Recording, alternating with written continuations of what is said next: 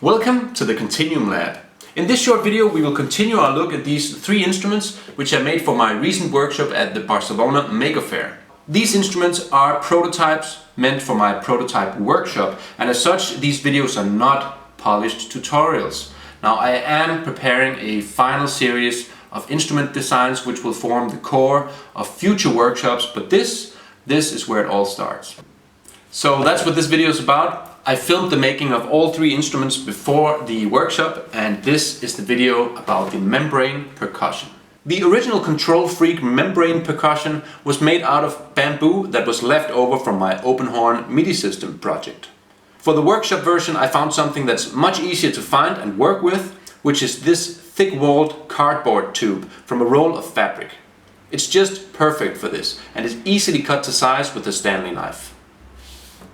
Once we have the three similarly sized pieces, we'll get out the rest of the materials. Here are the sensor modules, which use the CNY70 optical sensor. I have a separate video on these modules, there's a link in the description. Then of course we need the breakout board with a teensy LC plugged into it. Then we need some black and white balloons, some small strips of cardboard, same length as the width of the cardboard tubes, and then some of this foam sticky tape. The tape is cut to length to match the cardboard tubes and stuck inside them like this. Then, in each tube, cut out a notch at the base to fit the cable through once the sensor is installed.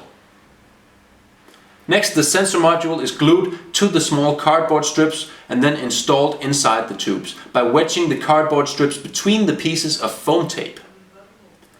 Now we prepare the balloons by cutting off the thin mouthpiece section like this. The balloons fit over the tubes like this, starting with the white one and then covering it with the black one. A rubber band is used to secure the balloon membranes into place. The result is this setup here with these flexible little drums. The sensors inside will respond analogically to the pressure applied to the membrane because they are measuring a reflected light off of the white membrane inside, and this reflection intensifies as the distance between membrane and sensor diminishes. Next up, we need a box for the drums and electronics. I didn't have any boxes lying around in the right size, so I decided to just make one out of a piece of corrugated cardboard by making some simple cuts and folds. Being able to make my own boxes is fundamental to my new workshop concept.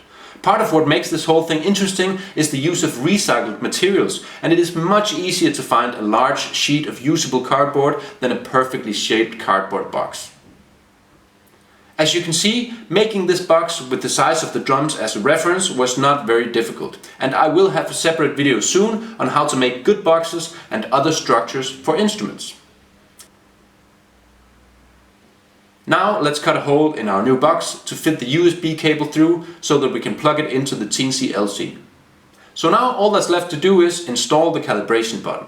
This is what allows each instrument to have differences in construction, like for example the exact placement of the sensor within each drum, and still function properly. While the button is pressed, the calibration routine will adjust the maximum and minimum readings on each sensor, which will correct the mapping of the values to compensate for differences in the sensor. I actually installed two buttons, but I never ended up using the second one, so we can safely ignore that. And that's it. I hope you can appreciate how relatively easy it was to put this together, and these little drums actually work.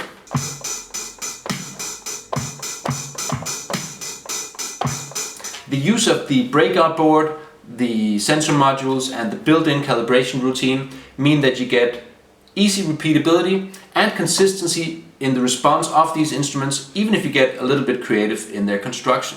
So take care until next time, and I'll see you in the Continuum.